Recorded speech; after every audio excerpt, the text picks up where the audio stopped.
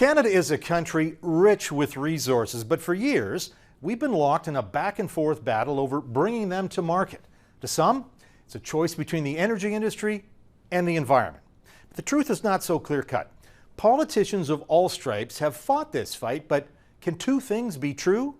Can Canada be a climate leader and an energy superpower? Well, a lot of smart people say yes.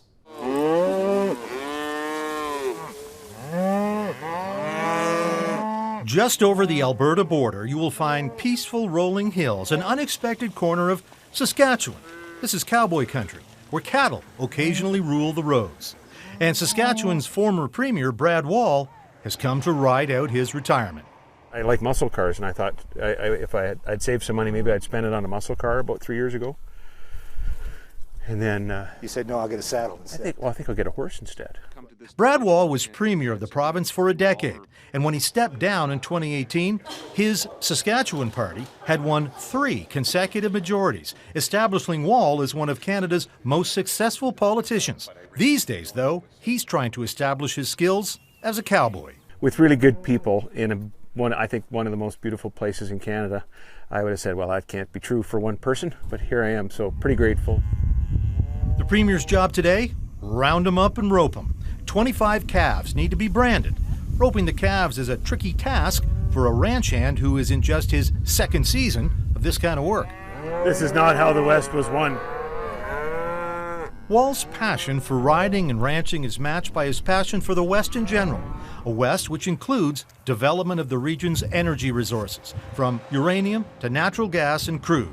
We need a national leader that says, we are all of the above. Canada is an energy superpower. And so Wall is settled into a favorite chair on his front porch after the morning's cowboy work to reflect on Canada's and the West's role in a world where Russia's invasion of Ukraine has forced democracies to rethink energy and climate policy.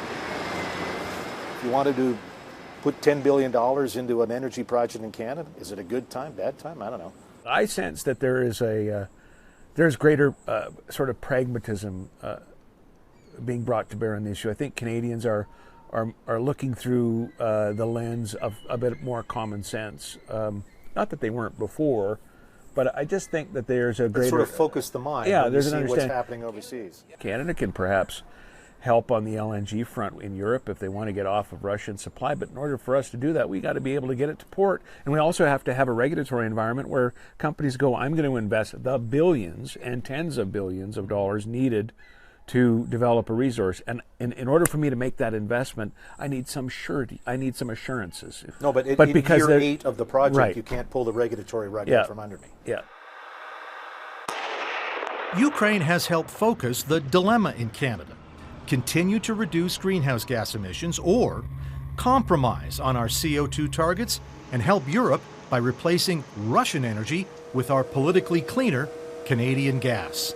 Energy security is not just an issue in Europe, it's an issue for us in Canada. We still import oil, 1/3 of the world's reserves, and we still import it because we can't get it across the country. So it's an issue for the entire world, but it's even more important now with what's happened in Europe. And so let's do both. And does that mean, and maybe this won't be very popular with some folks, but does that mean we relook at our own targets? I think we need to. I'm a macroeconomist, right? At the other end of the country, in Montreal, Chris Reagan has spent a lot of time thinking about how Canada can cut greenhouse gas emissions and profit from its energy wealth. So I think it's true that Canada is an energy superpower, and it's true that I think Canada needs to do more on climate change. And I think it's also true that we can do both. Reagan heads up the School of Public Policy at McGill University. I think we should actually have more aggressive climate policy than we currently have.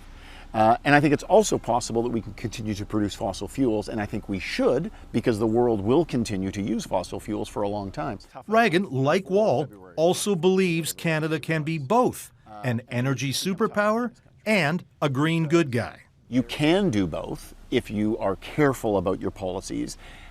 But we live in a democratic society, so it's not just about policy making, it's about selling and communicating those policies.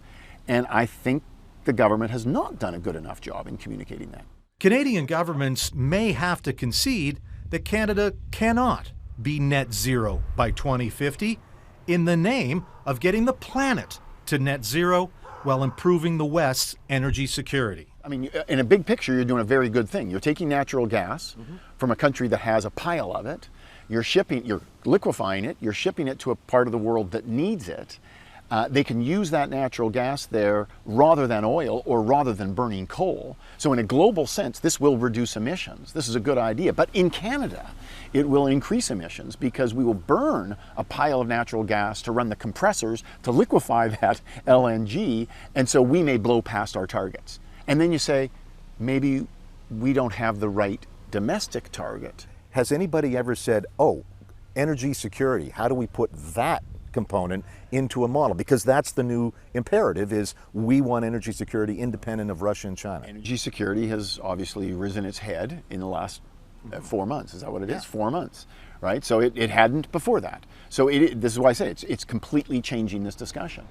But even if Canada's climate targets were adjusted upwards in part to get Canadian gas to Europe, Canada needs pipelines to carry Western gas to an Atlantic coast LNG terminal. And some experts say it might be tough to make the business case to build that kind of major energy infrastructure.